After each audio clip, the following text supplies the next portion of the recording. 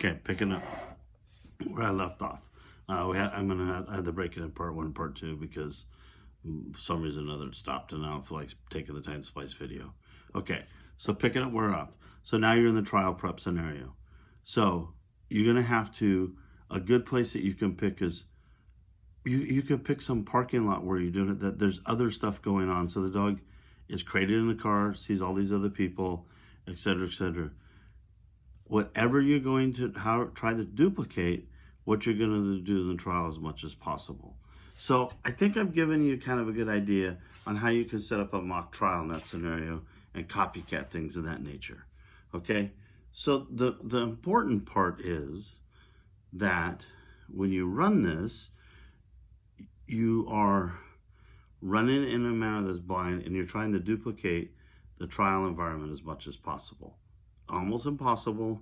You can also have sniff and goes or mock trials, whatever, if you can get the group together, but that's very hard to do that all the time. But there's a lot of stuff that you can still do yourself. Travel overnight, get up in the morning, okay, etc. These are all things you can do. If you're going to travel and use your RV, travel with your RV with your dog. Get them ready that, okay? Go get them prepared for that. Again, we talked about things you control earlier. You can always control crate in your car. I know it's summertime, it's hard, it's difficult, etc.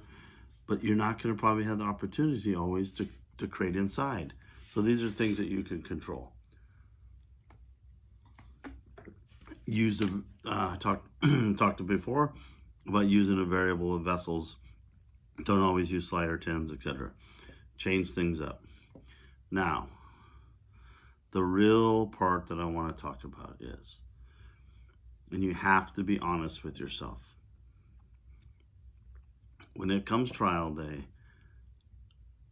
most people, if they want to or not, are going to have a portion of nerves that is much different than if they're training with their instructor or they're training with a group.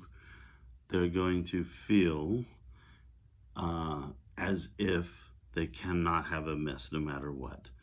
And this becomes very, very, like, it's running in the back of your mind. And your dogs are in tune with you, and your dog is going to pick up on this. Okay, so make sure that you have some form of mental management. I don't care how you do it, who you reach out to. There's all sorts of instructors out there that do some to help you.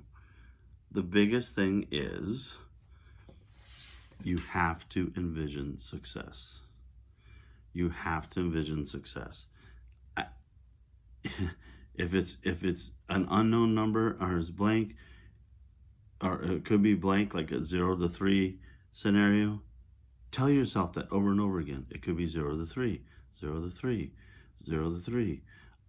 If it's 1, I'm going to find it. If it's 2, I'm going to find it. If it's 3, I'm going to find it. If it's blank, I'm going to know it's blank. Tell yourself this. Think about how you're going to envision this to be successful. And then the next thing is, in the process of this, make sure that you remain calm and you keep the same demeanor that you have in training. Try not to get yourself all spun up. It's just like another training day, okay? Have fun with it. Enjoy your dog in the process. Enjoy your dog in the process. They don't care about the ribbons. They don't care about the times. It's us, okay? They're just happy that they're spending time with you. So, I want to do a quick little recap. Things you can control, things you can't control. The things that you can control, set yourself up to success to control them for as much as possible. Things that you can't control, do your best to adjust around to them, and look and think about the things you can't control. Okay, I can't train at that Boy Scout camp that we're going to have the trial at. I know that's going to be a new environment to me. But you can train at items or places that are similar to that look the same or have the same feel, okay? So that you can get yourself comfortable with that environment. Give yourself, and then I'm going to continue on with the next section, probably the most important part is how to do trial prep. You need to give yourself at least a month out, because you're probably going to there's probably going to expose some problems. You need to run at least 2 training sessions, maybe a Saturday and then maybe a Sunday, to where it's blank and not paired to you. And that's why I'm saying give you a month out, so you have time to bring motivation back, and if you discover problems, you can do it.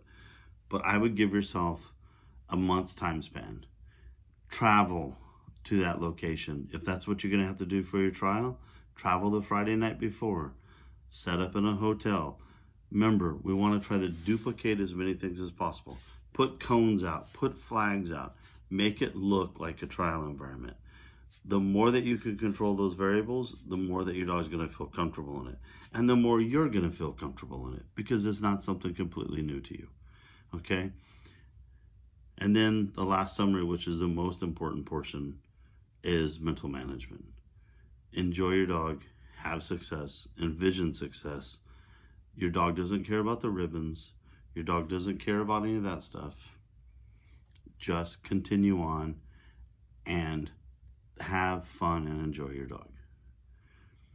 Thanks a lot, folks.